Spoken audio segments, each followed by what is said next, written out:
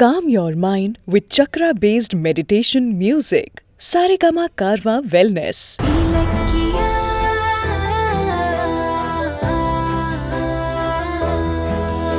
இனிமே அஞ்சலியோட ஞாபகமே வரக்கூடாது. அவ கூட நானும் வாழ்ந்த சுவடே இந்த வீட்டுல இருக்க கூடாது. அம்மா, நீங்கெல்லாம் ஏன் சோகமா இருக்கீங்க? நடந்ததை நினைச்சு கவலையில நீங்க சமைச்சிருக்க மாட்டீங்கன்னு எனக்கு தெரியும். அதான் நான் ஹோட்டல்ல சாப்பாடு ஆர்டர் பண்ணிருக்கேன். சார்,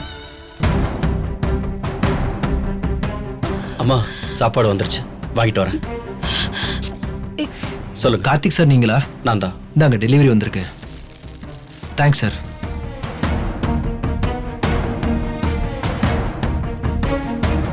வாங்க சாப்பிடலாம். கார்த்திக், ஏன் எல்லாரும் அப்படியே நிக்கிறீங்க? அஞ்சலிக்காக நாம ஏன் பட்டினி கிடக்கணும்? வாங்க சாப்பிடலாம். கார்த்திக் நீ சாப்பிடு, எங்களுக்கெல்லாம் பசிக்கல. அண்ணி, நீங்க எல்லாம் சாப்பிடலன்னா நானும் சாப்பிட மாட்டேன். எல்லாரும் வந்து சாப்பிடுங்க.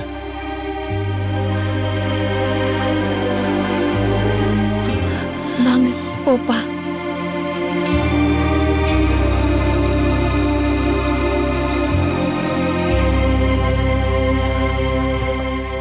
சரி உட்கார்.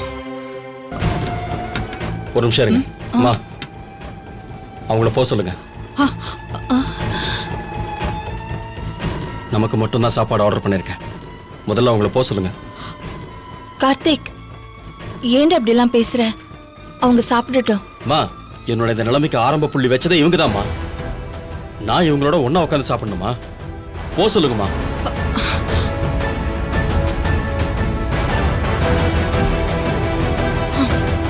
உங்களுக்கு ஒரு தடவை சொன்னா புரியாதா? போங்க.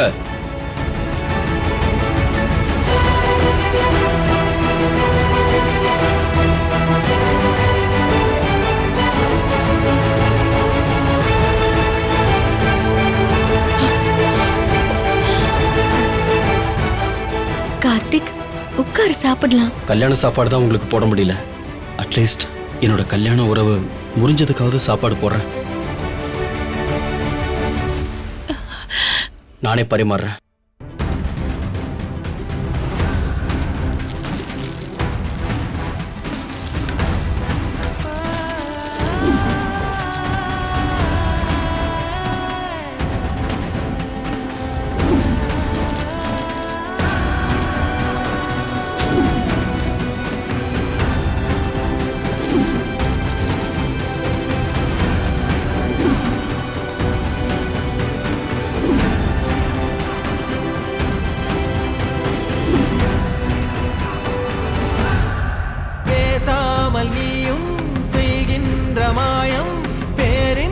தேனூரிடும் தீவே ஓயாமல் வீசும் தெய்வீக வாசம் உன்னோடு கண்டேனே ஊதா பூவே.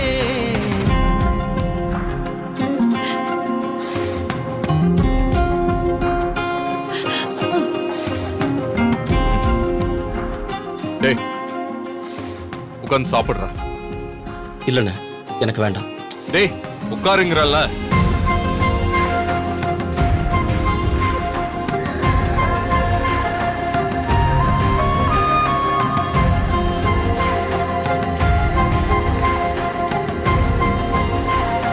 தாய் கண்ட வாரம் 2 மாதம் நான் கொண்ட காதல் தாங்காத வேதம் வேறேதும் வேண்டாம் கை சேரு போதும்.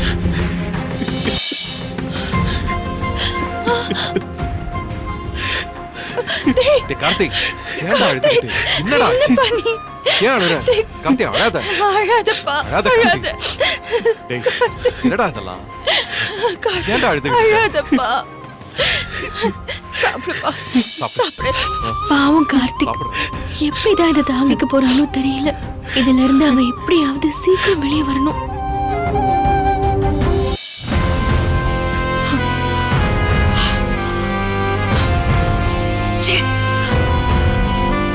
அசிங்கமா போயிடுச்சு. நான் தூக்கி வளர்த்த பையன் கார்த்திக் என்னையவே சாப்பிட உட்காராதன்னு மூஞ்சில் அடிச்ச மாதிரி சொல்லிட்டானே. இதுவே பழைய பைரவியா இருந்திருந்தா ஆண்டி வாங்க ஆண்டி, எல்லாரும் உங்களுக்காக சாப்பிடாம வெயிட்டிங்.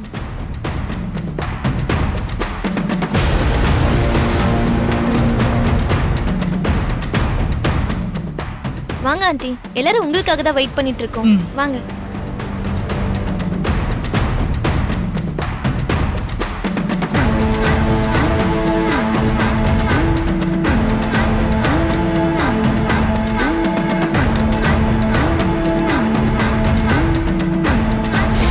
ச்சே!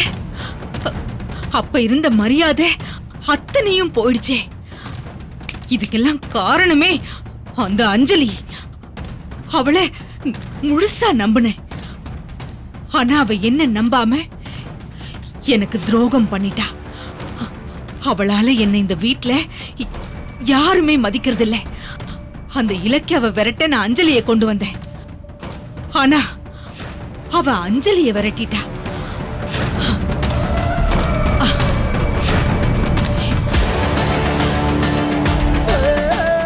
இலக்கியா, அஞ்சலி போயிட்டான்னு சந்தோஷப்பட்டுக்காத. நான் இருக்கேன், இந்த பைரவி இருக்கேன். நானே தனி ஆளா உன்னை வெளியே துரத்துறேன்டி. துரத்துவேன்.